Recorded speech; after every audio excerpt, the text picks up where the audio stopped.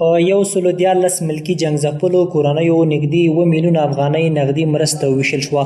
د لغمان ولایت د مرکز په ګډون د بیلابیلو ولسوالیو په 114 ملکي جنګ کورنیو چې د مخالفینو له لوري په جنګونو کې د کورنۍ غړي شهیدان او یا هم ټپیان شوي وو،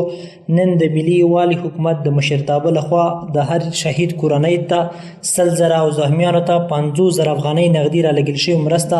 د لغمان ولایت د مرستیال الحاج شهزاده مظلومیار د اجرایه ریاست د سلاکارانو او د اړونده کمیسیون په لاسونو ویشل شوه. د افغانستان د اسلامي جمهوري دولت د اجرایه ریاست د جلا حکمونو پر اساس د 6 شهیدانو او 7 ټپیانو کورنیو ته 6,950,000 افغانۍ مرسته ویشل شوه چې د مرستې د ویش په مراسمو کې د لغمان ولایت د مرستیال ترڅنګ د اجرایه ریاست سلاکارانو په ولسي جرګه کې د لغمان د خلکو استازي حاجي نقیب الله محبت، د ملي امنیه قومندانۍ او د لغمان د مستوفیت استازو هم برخه لرله.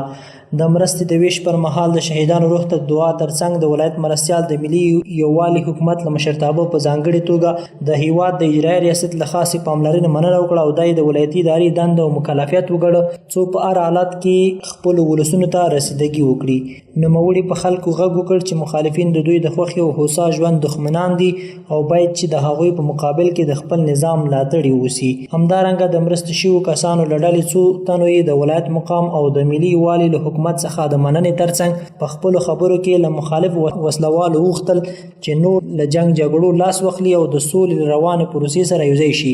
ترڅو په هیواد کې امن راشي او خلک وشي کولی چې په ارامه فضا کې د سکون ساه واخلي.